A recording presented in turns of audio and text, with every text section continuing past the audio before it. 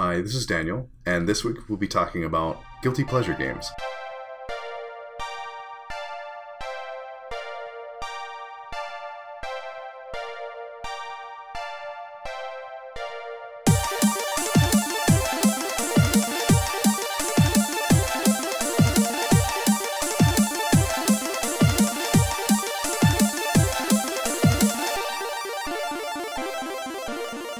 So, to round out this season of Respawn Lounge... Because this is the finale. Yeah.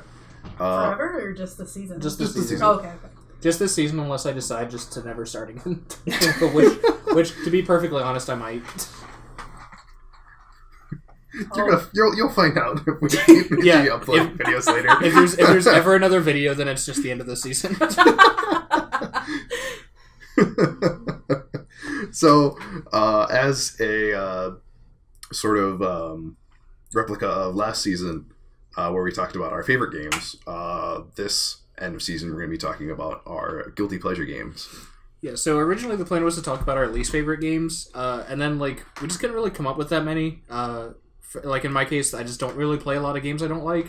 Yeah. Or if makes sense. Yeah, or if I did play a game I disliked, I removed it from my list, or haven't thought about it in a long time or something. Mm-hmm. And I could only come up with 3 or 4 games that I had strong negative feelings about, and I just didn't think that was really interesting. And since we're at the end of the season, and also 2 of us are graduating, I kind of wanted just happy feelings. Yeah. So I suggested doing guilty pleasure games instead, and we came up with a lot more interesting stuff for that. So that's what we're gonna go with instead. So, I feel like I have to give a disclaimer. Yeah, I know you should just like whatever you like. I know what guilty pleasure means. What we mean is games that are we know aren't that great, or the public consensus is they're not that great, but fuck it, we like them. Yeah. They're fun. So it's not we literally feel guilty because we like these games. Yeah, I know. Mm-hmm. I'm being a little mean. I don't know. Audience, why can't you get it? No, because every time I see someone say guilty pleasure, somebody's just you should like whatever. Yeah, I know. Yeah, I get it. So anyway, so how do we want to start this out? I guess I don't know. I've got a list on my phone, so we can just rattle back and forth. Okay. I don't know. Do you have a list, Reva, or are you just gonna remember them? I don't have a list. I mean, I can write one. I know how. Whatever you want to do. Yeah, I know how to write. Ooh. Do you feel guilty about it? Yeah, I do feel guilty about my my literacy, because there are many children who are illiterate. And you should give your literacy to them. Yes. You need to dedicate every waking moment you have to making sure everyone ever is literate. It's a weirdly political episode already. But, I mean, you guys can go first. I've got a couple in mind, but... Since you opened, Dan, I'll give you the honor. Okay. I'm going to start out with one that will ruin any sort of credibility I had with that first-person shooter episode and say Doom 3.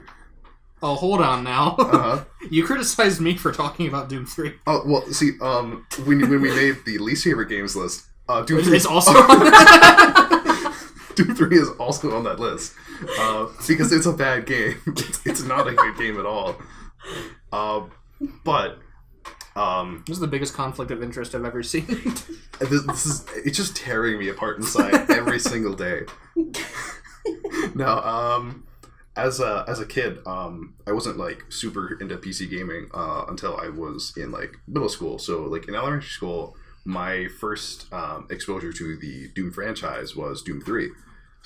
Just playing it at 9 p.m. Ooh, so late at night on some friend's Xbox.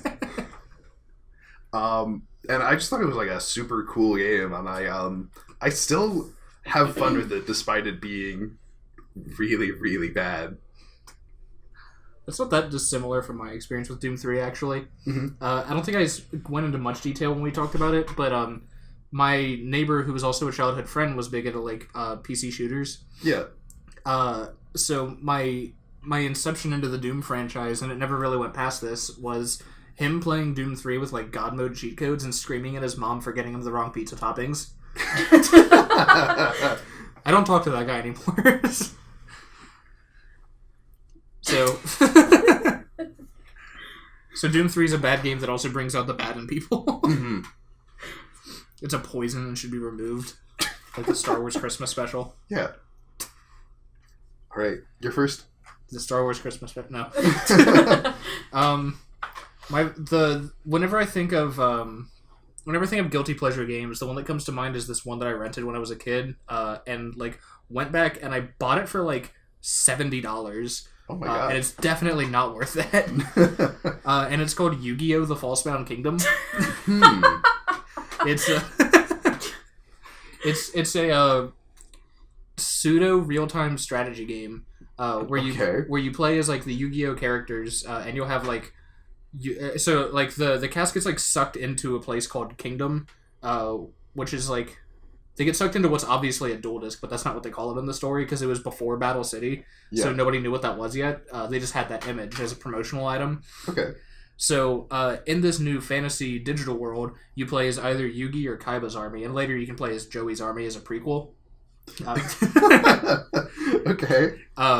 And the characters are all called marshals, and they command a group of 3 monsters. Yeah. And they'll all have affinities for the monsters too. Like Yugi does better with like Dark Magician and like Karibo and stuff like that. Mm-hmm. And you have to like take bases and like buy supplies and like outfit your monsters with items to like boost their stats or unlock special moves or use healing items like Monster Reborns and Red Potions and stuff. Yeah. And it's got like a pretty interesting plot for what it is. Like the plot's it's way better than it has any business being like a knockoff ass Yu-Gi-Oh game. Yeah. Like it's really like politically driven and interesting. It's been a couple of years since I played it, but I remember playing it probably like 2014 with the explicit purpose of like going back to this game from my youth and saying like, do I actually really like this game or not? And I remember the verdict being like, yes, I still like it. So as of 3 years ago, I still like this game. Good. But I've beaten this game like 7 times.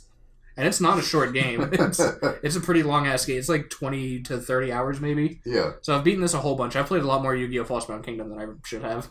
All right. But I think it's super fun. It's a GameCube game. Yeah. So good luck finding it ever. I think it's like $6 now. And I spent $70. Reva? Beat that. So, one of, I guess the first game that came to mind when you said guilty pleasure was a game that I have talked a lot about, actually. It's The Sims. Because I am actually very ashamed of my Sims addiction in real life. Like, this is... It sounds like I talk a lot about it on Respawn Lounge, but this is also the most I've ever talked about, like, The Sims in the 12 or so years I've been playing the games. Huh.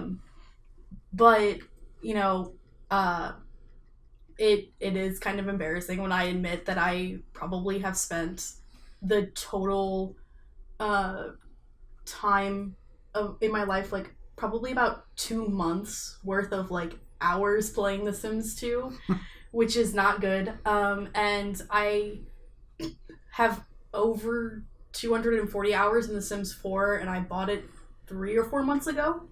Please help. But you've been like at my house a bunch, and I haven't seen you playing it.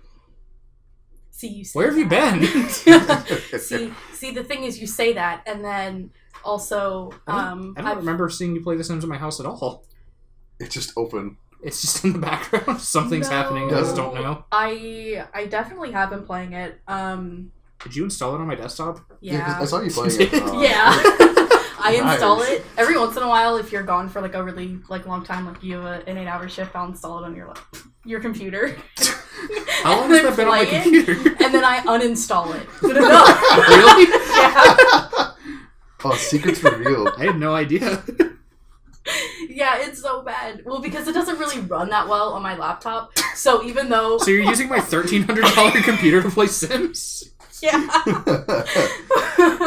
Well, okay, because even though it says I've played, 235 hours, it's probably closer to about maybe 200, because I could definitely guarantee that 35 hours have been the game fucking loading. But The Sims is definitely, like, my guilty pleasure. Like, playing it in secret, installing it on Casey's computer and then uninstalling it before Why he did gets you? home. Did you think I'd be mad if I found out? You were mad the first time I installed it, so I uninstalled it. I don't remember that. All I remember is you installing Dragon Age because you want me to play that. Yeah, it's still sitting there. Please play it. It's waiting for That's you. where it's gonna stay. But yeah, no, the Sims is definitely like my hidden shame. Like nobody knew I played it in high school. Like I never talked about it. Yeah. And throughout most of college as well. There's only I think one other person I know that plays The Sims, and they played it nowhere near as religiously as I do. Yeah. It's so bad. My like custom content folder I think is 10 or so gigabytes. Did you also install that on my computer? No, that's for The Sims 2. The Sims 2 doesn't like it's all locally saved. It doesn't cloud save like custom content. So when I move laptops eventually, I'll have to transfer all of that because there's no fucking way I'm losing that stuff onto like a huge ass flash drive and everything. But yeah, it's please help. It's so bad. I'm so sorry. Do I have to uninstall the client from my computer now? No, because I'll just reinstall it when you're gone. Like, You just gotta password protect everything on your computer so that no I'm program can be changing my installed. computer password now. but yeah. All right. Second up for me, if I haven't already crushed everything, my second guilty pleasure game is Wolfenstein, the 2006 one. No, not the New Order. No, not Return to Castle Wolfenstein. Yes, the Xbox 360 one that's really bad. I don't know anything about that. It's...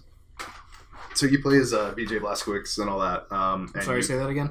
BJ Blazkowicz? Okay. Or Blazkowicz? I didn't know what the fuck you said. Yeah, that's his name. He's Polish. Oh, okay. And you get like magical powers. So you get like Dio's time stop as one of them.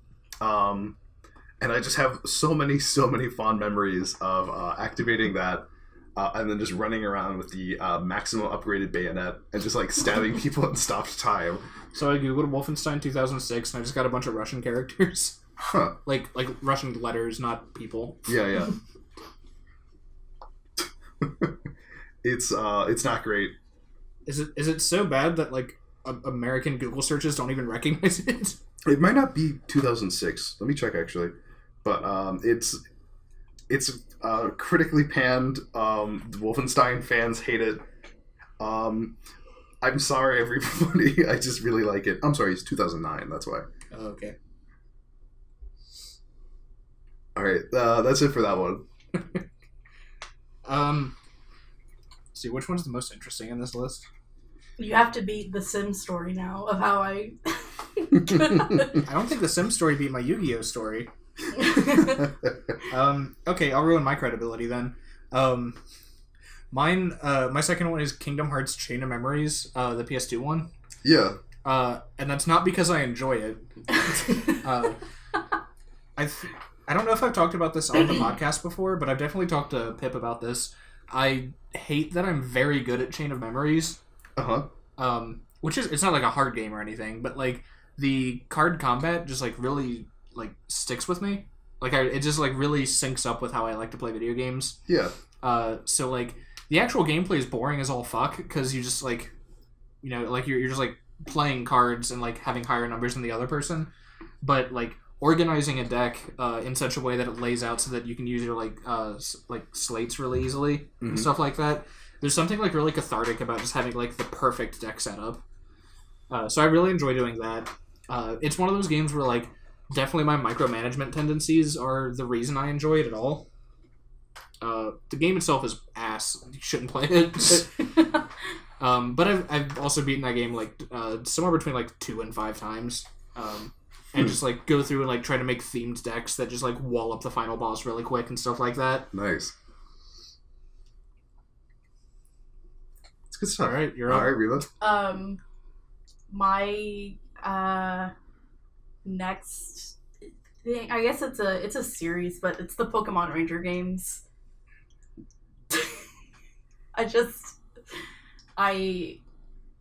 Everything I say just makes Casey hate me more, I think. I love the Pokemon Ranger games. If I ever find like a ROM of Pokemon Ranger installed on my laptop, I'm just gonna blow it up. No, I don't have to install the ROM of Pokemon Ranger because I own all of them. And I refuse to sell them. Good. Like, I have cases for all of them, too. Like, I love Pokemon Ranger a lot. It's the reason I'm so good at drawing circles really fast. Nice. That's the only thing you do. Shut up, Casey. We're not here to judge.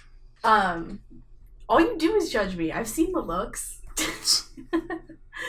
But I really like, I mean, the first one has, like, a lot of problems, so it's not as enjoyable. But I've beaten Guardian Signs a couple of times. Guardian Signs is also the first game that I can remember 100% completing. And I think it's actually one of the only games that I've ever gotten 100% completion in. Nice. Because I hate doing that. It's not usually fun because No. 100% completion is usually like in Kingdom Hearts 2, like skateboard in every city, and it's like fucking why? Yeah. It's Yeah. not fun. But for Pokemon Ranger, I really enjoy like the battle system, especially in Guardian Signs, and everything else. Like I just had a lot of fun doing it, which is also the only reason why it's probably one of the only games I've ever gotten 100% completion in.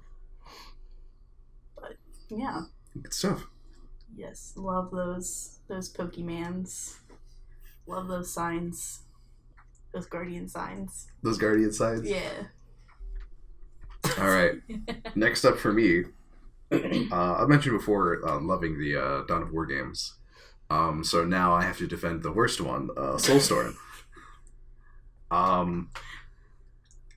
Notoriously bad for just like a lot of like weird decisions with the design of like the armies. The main character's like really, really annoying. And so on. But I really like the factions that it adds. And it's a really fun but not as good extension of the previous game, Dark Crusade. It sort of ruins everything by having Dark Crusade has like a Risk style map that you like take RTS battles over. So this is an RTS then? Yeah. Okay. Wasn't sure. Yeah. And so Soulstorm takes place over like multiple planets, but that means there's usually only like one or two places you can like go. And so there's just like these like weird stalemates across the map like constantly because I take your spot and then you just take it back and then we just keep doing that forever. It's poorly designed, but I just think the Dark Eldar are super, super fun. I have to defend it. Alright. When are you going to talk about a game I know? You know what Doom 3 is? That's true, I didn't know Doom 3. Okay, I'll talk about a game you know. Okay. My next one is the Superior Kart Racer, Sonic All-Star Racing Transformed. I truly and honestly think this is the best kart racing game ever made. I agree. Really? It's the only kart racer I've ever played liked. Oh.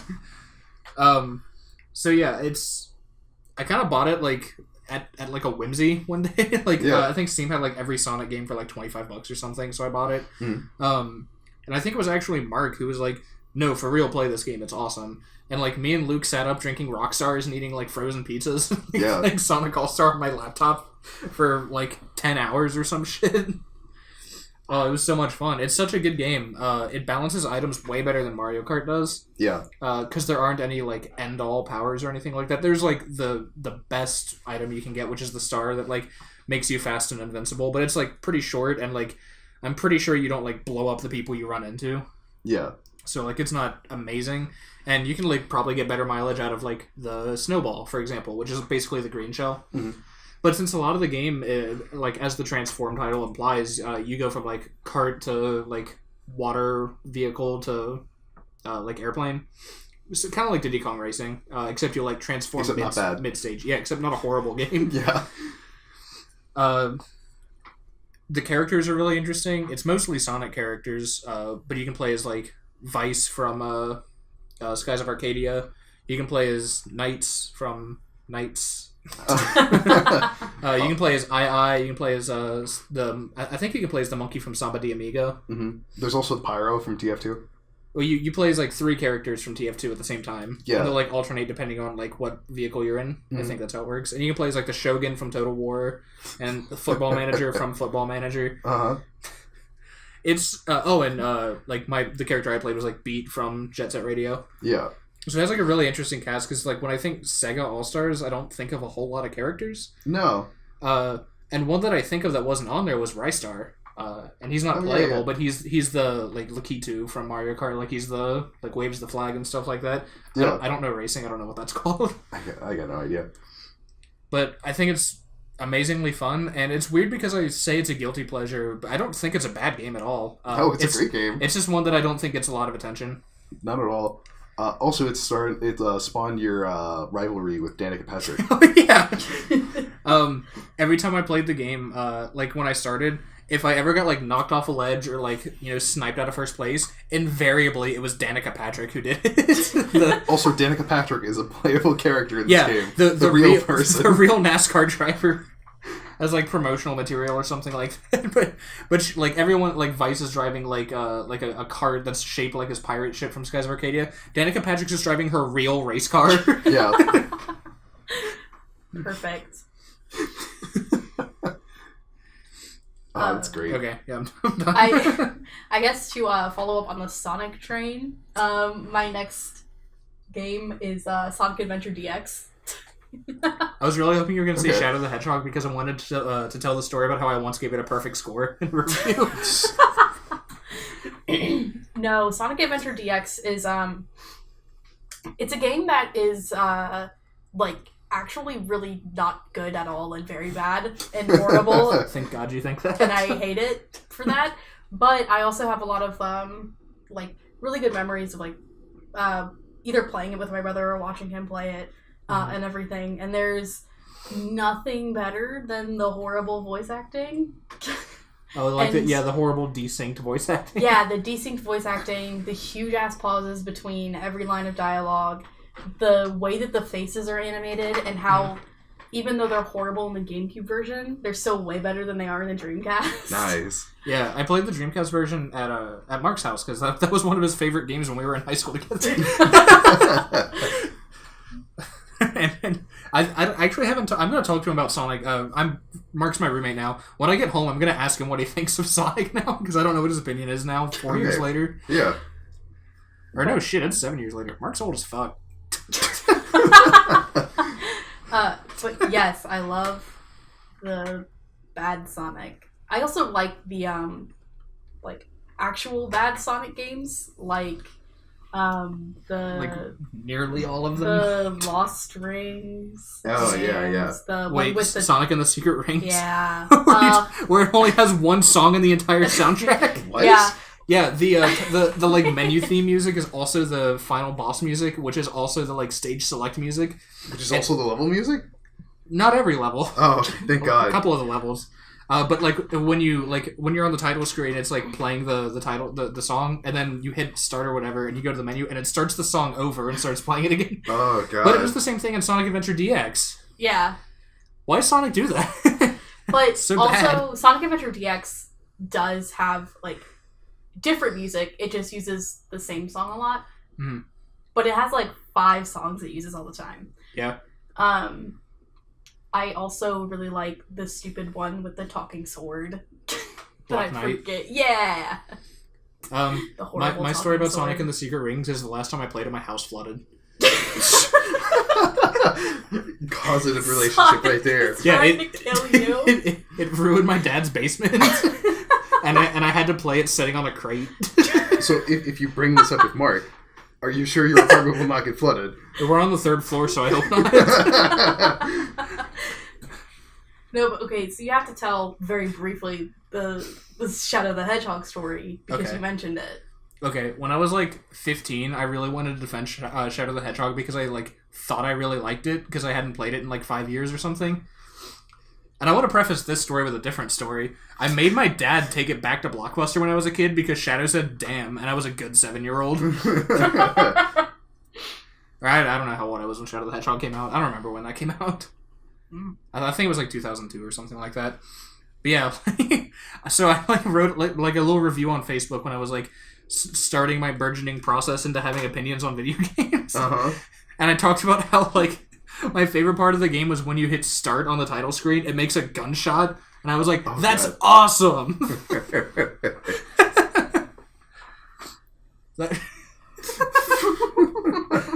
I also have memories of my childhood. Me and my like elementary school friend Cody, like skating around on the local park's like basketball court. It was like iced over, so we're like skating around on our tennis shoes and just like jump kicking each other, pretending to play the Shadow the Hedgehog multiplayer mode in real life.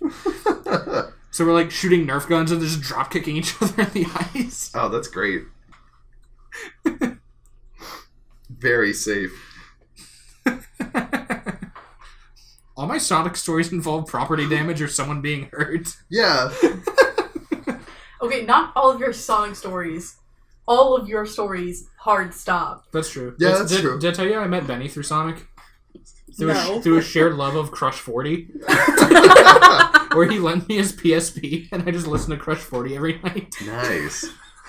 And I couldn't beat Sonic R, so he came to my house and beat it for me. that was the day we met. Did you guys like almost cause a wreck one time too? No, we actually caused a wreck one time. But that's not pertinent. I'll save that story for another day. Mm-hmm. Me and Benny were hooligans when we were kids. Oh, yeah. Still are. Yeah. Alright, wait, whose game was that? That was mine. Okay. Yeah, that was the whole Sonic shithole. See, Dan, now you have to talk about Sonic. I don't have a Sonic game on my list. I'm gonna put one. I only like the good Sonic games because I only own Sonic CD. And then I never played any ones after that, so I don't have to feel that about Sonic CD is really good. it. Yeah. Not as good as Sonic Adventure DX.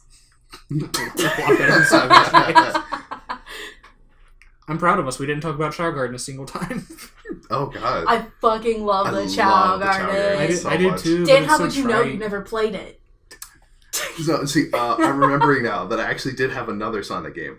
I had, Was it Sonic Advance 3, the Chao Garden like minigame expansion? it was, I think it was like Sonic Adventure 2, but for Game Boy. Yeah. Yeah. It was Sonic Advance 3, and it had like a function where you synced it up to the GameCube and you could play Chao Garden. Yeah. I didn't play the game, I just played the Chao Garden. Yeah, it's the most fun. Mm-hmm. Alright, you're up, Dan. I'm gonna think of a Sonic game I actually like. Alright. So, next up. This game was generally, like, positively regarded, but public opinion of it has changed a lot in, like, the last few years for some reason. Another World, or Out of This World, has started being regarded as like a bad game, but I really love it. It's a very, very old game. I don't actually don't remember what year it came out in originally.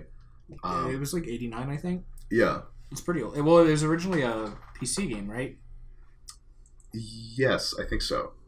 I don't remember. It was out on a console, but I don't remember which one. I want to say Super Nintendo. That makes the most sense. That would make sense. Well, it came out on the Super Nintendo, and it also came out on something else, like, early on. At the time, it would have been Genesis, I guess. Yeah, it was on the Genesis, I think. I'm sorry if we're I'll like, look it up. Keep completely going, butchering this history. But people now are talking about how it's like, the puzzles are too simple, and like, the game's easy baby stuff. But like, I completely disagree with like all these negative opinions that have been forming around this game. I think it's awesome. You know what I don't disagree with? What? The negative opinions are about the sequel. I never played the sequel. Did I tell you about it? No. It's called Heart of the Alien. Oh, that's right. Yeah, and you play as You play as Buddy. Yeah. The alien dude. The Mike Aruba guy. Yeah. I'm sorry to bring Game Grumps memes into this. See, now our podcast is tainted. Yeah, that's fair. Now this is the second time I've had to talk about how I don't like Game Grumps on this podcast. But yeah, in Heart of the... Because, like, Out of This World or Another World, it ends with, like, your character, like, escaping with Buddy Yeah, and you ride off into the sunset on some like giant pterodactyl monster, and it's awesome. Yeah, and it's really cool. But at the start of Heart of the Alien, you crash and the main like human character dies instantly, and then Buddy goes on a massacre spree because he finds out that his village was attacked by the aliens or some shit. God, it's really fucked up. I think it was a Sega CD game. It's the Alien 3 of the Another World franchise. Yeah. Oh man, it's bad. That's so sad. Especially like they have a really cool relationship as that game progresses. Because being an alien, neither of them can like speak to each other. It was 91. Okay, that makes sense. And so it's just like you and this guy trying to help each other out and like figure out what's going on. And they like can't easily communicate with each other because like language and also species barriers. Yeah. Yeah, it's a really interesting game. I don't care a whole lot for it, but I appreciate it. I love it. I really like that game. It was on the Amiga, Atari ST, 3DO, the Apple II, Atari Jaguar. Okay. But it was on SNES and Genesis. Yeah. And Sega CD. And it's on Android, so you can buy it on your Pocket Phone. Yeah, it's on Steam too, if you want to play it on PC. Mm-hmm. I just love that. Part of the Alien. No. I wish. God. There's my favorite moment for that game is the part where you get into like the alien tank. Oh yeah. And you don't. There's just like a billion buttons, and every time you hit a button, like 8 more buttons show up. Yeah. And usually you just keep mashing buttons, trying to figure out what anything does. You're just like shooting rockets out into like the city streets everywhere. Like this fucking cover art for the Alien. It looks so ridiculous. Dope. It's Buddy, but like with lightning coming out of him, and he's swinging a whip. That's sick. Oh, this game was rated mature. That's so weird. Yeah. Okay, Oh, my turn. Yeah. Okay, I was just gonna deep dive into Heart of the Alien. I think we Please did do. talk about it before because you mentioned the first one, the last season finale we had, and then Favorite games. Yeah. Oh yeah, I did. Did we? Did we just have this exact same conversation? Yes, I distinctly remember. You're welcome for the reminder, audience. Yeah, since Dan forgot about Heart of the Alien, I assume all of you did too. Okay. My next one, I'm gonna try to keep these like games that you guys might know. So my next one is Harry Potter and the Goblet of Fire. Okay, which one? The I get GameCube excited. one. I didn't play that one. Okay. It's like it reminds me of Obscure the Aftermath, except without the horrible like Stranger Things monsters. Yeah. Do I need to explain the plot of Harry Potter and the Goblet of Fire? No. Yes, from memory. Go. All I remember is I think Cedric Diggory's cool. Yes, that's pretty cool. Yeah. Were you playing the movie? Yeah. Version? Yeah, because then Cedric Diggory was Robert Pattinson. So then around that time was also like the beginning of the Twilight. So everybody was like, "Oh, they killed Edward." But I was like 6, so I didn't know that. Yeah. All I remember is it had like, and I could be totally wrong because this is my like 15 years later memory. But I remember like the graphics being like actually super impressive for it. Mm-hmm. And the gameplay was pretty fun. It was a puzzle platformer. So all your spells were like Wingardium Leviosa, so you could like move blocks about, so you could like climb up and progress through the stages and whatnot. And all the stages were pretty different. So there was one where like you're trying to run away from the dragon and stuff. And that stage is distinctly different from when you're going through the maze to find the Goblet of Fire. Mm-hmm. And then I remember the showdown with Voldemort at the end. I think you do that. Yeah. Was like pretty fun and cool. It was maybe not as fun as the Prisoner of Azkaban game, because I also played that, but those are the only 2 Harry Potter games I played. Prisoner of Azkaban I thought was fun as shit. I really liked the Sorcerer's Stone one. It's just a weird collectathon sort of thing. Yeah, I my like childhood friend's like older brother played that on their computer on like broadband or whatever. I remember watching that briefly. All I remember is the Weasley twins like popping out of nowhere and asking you for Bertie Bott's every flavor beans. That's my only memory of that game. It was the same studio that made all of the Harry Potter movie tie-in games, wasn't it? I have no idea. Because they have, at the end of the Episode 7 Part 2 one, they have like a after like during the credits roll, they have screenshots and like little videos play from like all of the games playing up to like the end. Oh, possibly. I know that there were actually a couple of different Harry Potter games. Because I had one of my favorites is the Chamber of Secrets one for the Game Boy Advance. Mm-hmm. But it's way different than even the Goblet of Fire game for the Game Boy Advance, which I also had. So I don't know. The same company might have made all of them for console, and maybe a different company Didn't did that. Activision make the Game Boy Advance ones? Possibly. Well, they published them at least. But Okay. I know that there was a huge difference even between those two games, but also between the like console/PC version and the Game Boy. That was pretty normal for movie games during that time. Mm-hmm. Because the Aragon Game Boy Advance game and the Aragon like 360 game are completely different. The Aragon GBA game is actually like a pretty decent RPG. Mm-hmm. I played the 360 game. Yeah, it's not a decent RPG. No, I played it with my brother though, so it was kind of fun. Hey, I guess this is a guilty pleasure game, sort of. Yeah, I was actually going to bring up Aragon. Good. Okay, where are we at now? That was me. We're back to me now. So any karaoke game? SingStar Hero. I love karaoke. Karaoke games specifically because I like to sing and I like to win. And like this is the stupidest thing to brag about, but like I've been singing professionally on and off since high school, but I've also been singing in like more professional settings since I was about 8, so I have phenomenal like pitch, so I win all the time forever. Nice. I mean, I have no disparaging comments about like rhythm games or singing games or anything. I think they're pretty fun. Yeah, like one of my favorite memories from like middle school was going over to a friend's house and like singing Rocket Man like by myself and getting really emotional. I think Luke and I did that once. Nice. Because I love Elton John, and Rocket Man was just way too much for my like 11-year-old heart or whatever. Mm-hmm. Did I tell you how Luke and I both cried at the ending of Elite Beat Agents? Yes. Or not the ending. It was the Christmas episode where you're the inspiration, and it's about like the little girl's like dad leaves and never comes back. Mm-hmm. And I remember like I was playing that, and like Luke was like looking over my shoulder and like welling up.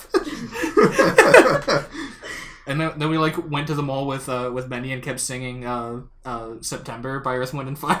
Yeah, I remember because you guys wouldn't stop singing. Oh yeah, because we did that for like 5 months. Yeah. But no, like music just makes me really emotional. Like yesterday, I was I was sitting in my car listening to the end of Hamilton and like crying, eating French fries. It's so emotional. He dies. Spoilers. Spoilers for American history. Alexander Hamilton was shot by Aaron Burr. Yeah, no, but I was like crying in the McDonald's drive-thru. I love music and I love singing and I love Hamilton, and the second that there's like a karaoke game with Hamilton shit in it, like I'm all over it. But any karaoke game, I'm all about it. Good. All right, Casey, do you want to talk about the Aragon game? Are we gonna have a joint Aragon game? Because I was gonna bring it up. Yeah, we can do that. Okay. I haven't played the 360 version though. I've only played the Game Boy Advance one. Oh, okay. I mean, I've seen the Aragon game at your house. That's it. All right, I will talk about the 360 one, then you can talk about the Game Boy one. Talk about my like 40 minutes of experience. I hadn't even thought about this one until we started talking about Aragon for some reason. I played the Aragon game with my brother because we got it for Christmas like years and years back. I thought your parents loved you. They didn't know. They loved the horses more. But Dan has horses. Don't look at me like that. I've played with Dan's horses. They're nice. They're good horses. They're good horses. They scared Luke. No horse. Yeah. I don't know what Luke's problem with them is. No I horse. was just afraid of horses because they're bigger than him. No horse is a good horse. They're all horrible. Oh yeah, you really don't like horses. Horses they have so no nice. business being that big. They're so big. They're just long dogs. Yeah. Just extra large, long dogs. With nasty ass fingernails. Are we doing a podcast? Horses have no business being that big. They have no business Okay, Dan. being that fast. I don't like horses. So, Aragon. I don't like dragons. They have no business being. Dragons aren't fucking real, Casey. Horses, Neither are horses. on the other hand, are too real. I'm going to bed. This is a bad place for me to live. Because Yeah, Kentucky. Okay. The horse state. The very first time I drove a car, I almost ran into a horse. Exactly! Exactly! They're horrible. Horses could kick you so hard that your face is just gone. Horses are really strong. But they're... I hate horses. They don't care about you. My horses care about me. No, they don't, because they're horses.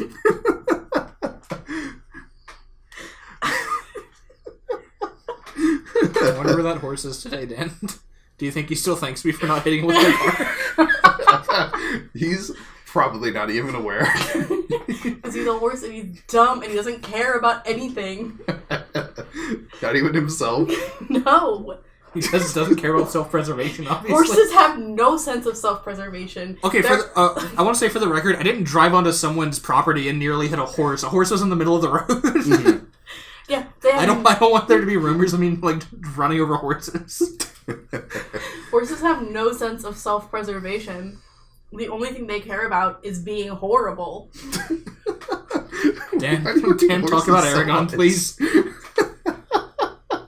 So, I got Aragon for Christmas, and so that day we there weren't any other like co-op or like multiplayer games that we got that Christmas, and we were just hanging out that night, so we just decided like, yeah, let's play Aragon, and it was not good. It was a bad game, but we just like sat there for like the like 8 or so hours of the length of the game, and just played straight through it.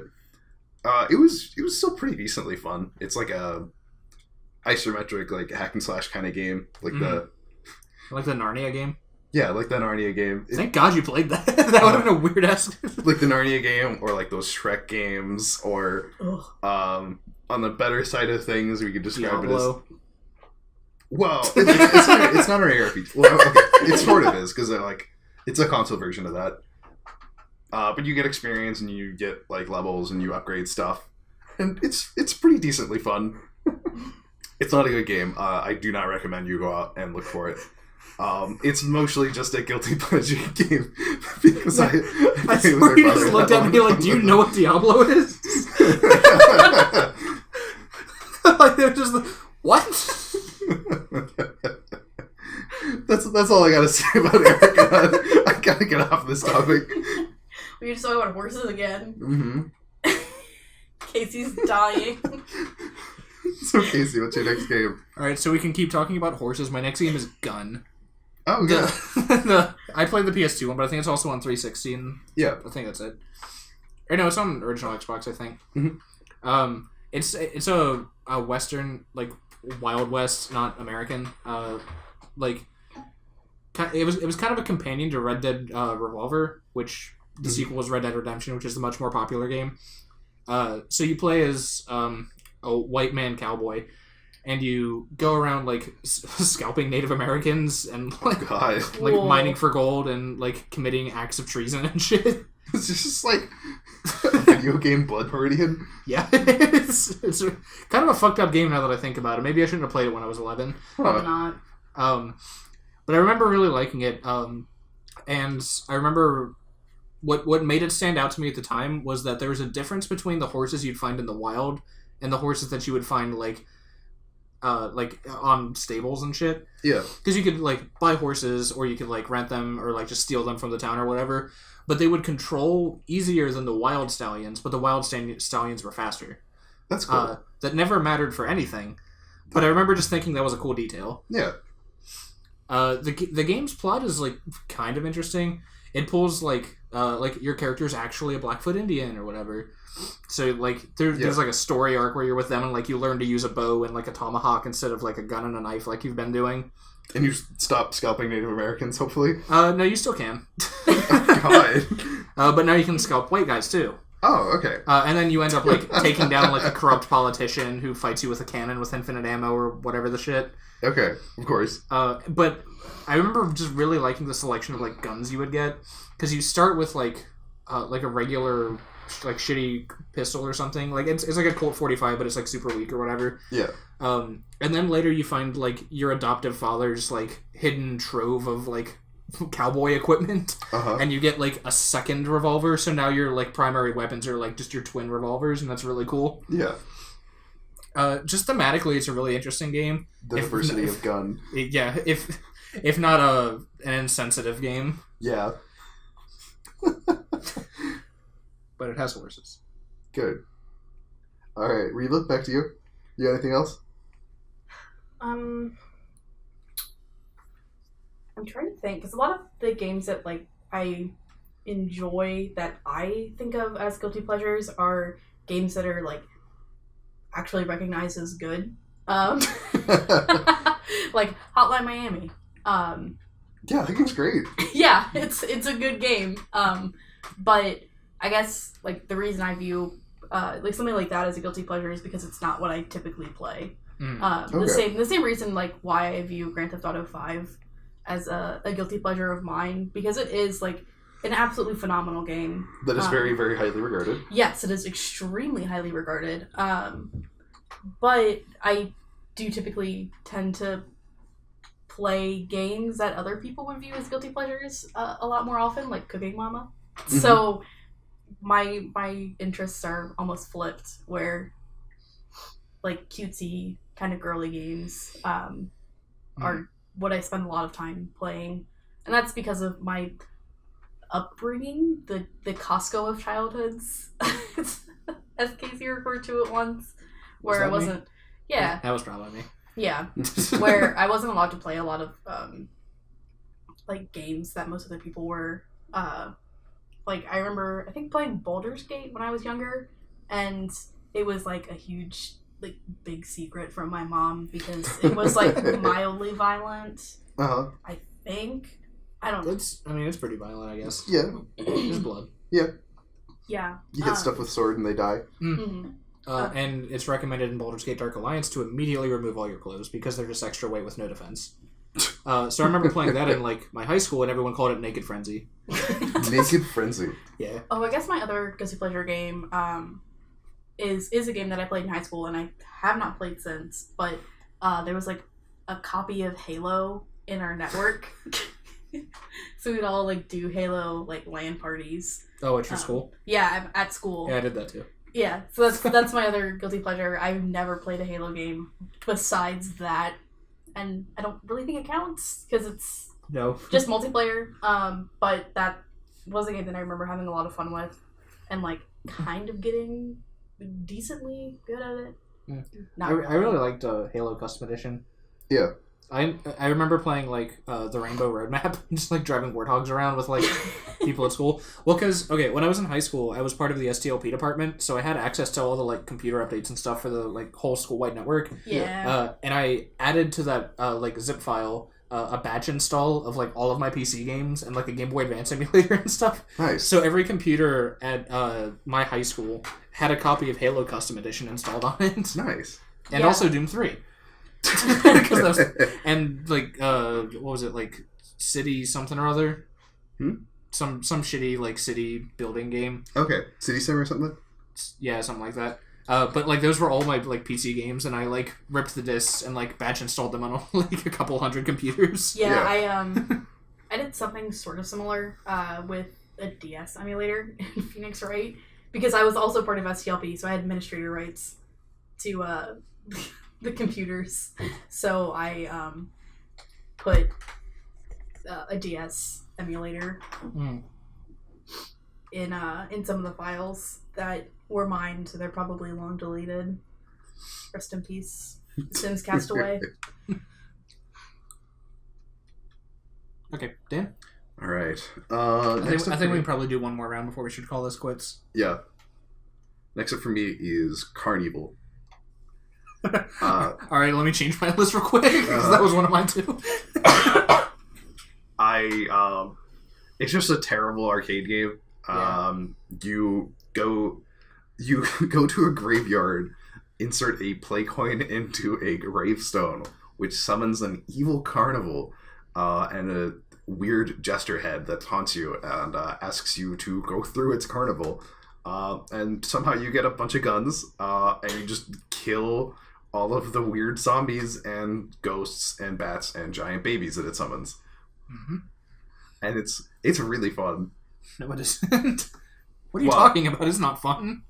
No, I mean, like... Do you remember how long it took us to kill the final boss? Like 10 minutes? Like, actually a really long time. Like, my hand hurt. Yeah.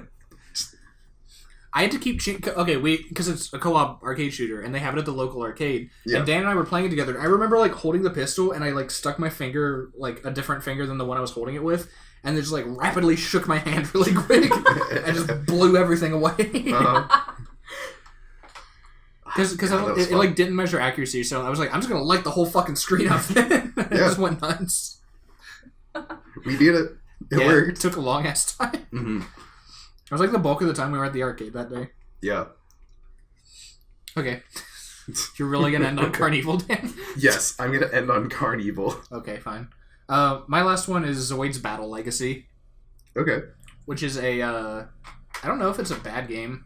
I haven't played it in a long time because it's really expensive now.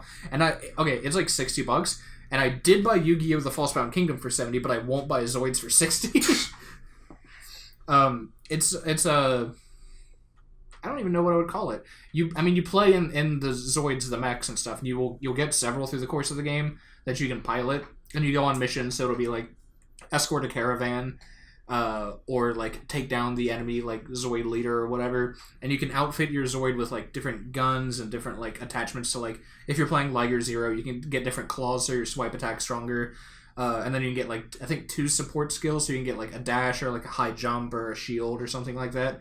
It's got a lot of customization. It controls kind of badly, but I just think the Zoids rule. I love Zoids. I think they're awesome. They're the coolest shit ever. Yeah.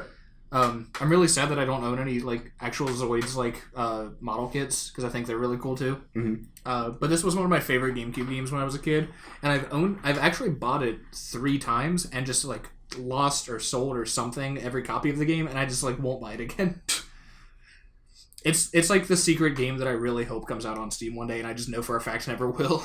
Yeah, maybe someday. Oh, that's actually the game I benchmarked my desktop with was actually an ISO of Zoid's Battle Legacy. Why? Because I didn't have an Ethernet cable at the time, so I just downloaded it on my laptop and moved it with a flash drive. Nice. So that's mine. I'm done. All right, Reva. Last one. My last game is I'd be surprised almost if you guys knew, but it's Illbleed. What? Illbleed? Nope, never heard of it. It is a very not super awesome game for the Dreamcast, but it's a horror game. What did you wait? Is it'll bleed like it will bleed? No, it'll bleed like to be sick. Yeah, and it's all one word. It's hard as fuck to look up. Ooh, yeah, it's interesting because it's one of the first games that I can think of that you have to do New Game Plus to get the true ending for it. It was also like one of the first games that I can really think of that had like multiple endings depending on things you did in the game itself. Yeah. But it's like not super good. It's really, really hard for no reason. Because the whole point of Illbleed is you're this girl named Kimiko and you're well, you play as Kimiko, and then you unlock her friends if you save them, but they can also die if you don't. But you are going through Illbleed, which is an amusement park, and you have to deactivate traps in order to survive. Because if a trap goes off, it can either kill you or increase your sanity, or like decrease your sanity, make you go insane and stuff. And it's like super, super difficult because there's no reason for a lot of the traps. They're just like, you kind of just have to know where the stuff is. And you have to play through the game once and save all your friends and this one other character who you don't even really know. He's like kind of a secret, to get one ending, and then you have to play through the game again and not save any of your friends to get the real ending. But when you play through it again, because you're not saving your friends, you're playing as Kimiko the whole time. Or no, not Kimiko, Eriko. You're playing as Eriko the whole time, and because you're not saving your friends, your clothes just disappear. So at the end of the game, you're like fighting the final boss and you're naked, and it's really weird. And then there's also a knockoff Toy Story level for some reason. It's like the 5th. I'm very confused. It doesn't make much more sense when you play the game. But it does have some really like interesting stuff, and it's like really cheesy, like 2001 horror. So I looked up the developer, which is Crazy Games Inc. It's literally the only game they made. Yeah. Well, they were gonna make another a sequel to Illbleed, and then the director died. Nishigaki, the producer, I believe, died before it happened. It for some reason has a knockoff level called Toy Hunter, where you play the role of Cork Inda, which is a cross between Woody from Toy Story and Indiana Jones. And you go to Toy Hell, and you have to save his lover, who's called Sexy Doll, and she's just a sex toy. And then you fight Sonic the Hedgehog at the end of the level. Nice. In Toy Hell. Yeah. It's so bad, but it's so good. I actually have seen this game before. It's really cool. Yeah, you have like 4 bars at the top. There's like a heartbeat monitor going through them. And when like the heartbeat monitor like starts going crazy, you know that there's like a trap around that's based on one of those things. So like you'll see like sight, so you can like physically see the trap, or it's like hearing, so you can hear the trap, so you can like get ready to deal with it. But you have to target the traps, and you use this like other power sort of thing. It's like something related to mind or whatever. Like every character, Eriko is pretty mid-level and everything. She's average. One of her friends has a really high like mental stat, so she can tag more stuff. So you have a little more leeway when it comes to like tagging traps or not tagging traps. But you can tag more things, and if they're a trap, you get that mental power back. And if they're not a trap, it's just gone. But it lets you tag more. Then one of her friends has a higher like health, like vitality thing, so he can survive more things, but he has a lower mind stat, so you can't tag as much stuff. And then another one of her friends, his heart rate increases slower, I think, than some of the other ones, because you can die if your insanity gets too high, if you bleed out, if your heart rate increases. It's the game very much wants to kill you. And it's really horrible and not a lot of fun to play. I think I've only beaten it once. Good. And I didn't do it again to get the true ending, because I was just you can only handle so much Illbleed, but I'm gonna like try to find this game when I get home. It's a lot of fun. I think I still have a link to the Let's Play that I typically send people. It's been a while since I talked about Illbleed, but to anybody because I always forget about it until something like this happens. But I'll see if I can send you the link because and we could also probably put it in the YouTube. But the one LP in particular is really awesome because the guy only really talks about Illbleed, but he also because you can either not trigger a trap, but then you don't get any animation. So he tags all of the traps, but then he also shows you what it would do if you were to activate it. Okay. So it is a really awesome, like, comprehensive view of Illbleed and how horrible it is and how much it wants you to not play it. Because Illbleed does not want you to play the game, it feels like. But it's horrible. It's so cheesy. The Toy Story level, literally the worst thing that's ever happened. You fight Sonic the Hedgehog at the end to save Sexy Doll. This is awesome. I'm gonna go emulate this. Play as Woody from Toy Story is so bad. Hey Dan. Yeah. Can this be our summer project? Yeah. Okay. Playing Illbleed. Awesome. I'm so glad that I've introduced you to Thank you. horror that is Illbleed. But that's my last guilty pleasure game, is this horrible Dreamcast game that I think I've only ever emulated. I don't think I've ever played it on an actual Dreamcast. Because if I did, I would cry. Yeah. Stay States. Well, thanks for sticking with us, everybody. Through us shaming ourselves publicly. Talking about fucking horses. I hate horses. For like an hour. If horses were in Illbleed, it would be the worst game ever. But there are no horses, so it's fine. Any closing remarks for the season? Till we come back at an undefined, possibly never date? I haven't decided yet.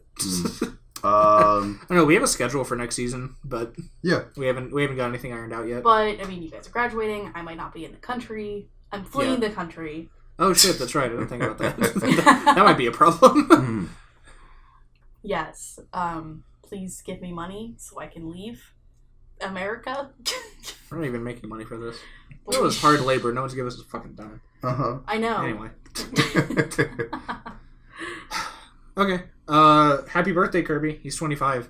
I just saw that on Twitter. Oh, happy birthday, Kirby. Our baby boy. Yeah. He's so good. All grown up. He's so good. He's the best. He's round. He's shaped like a friend. Yeah.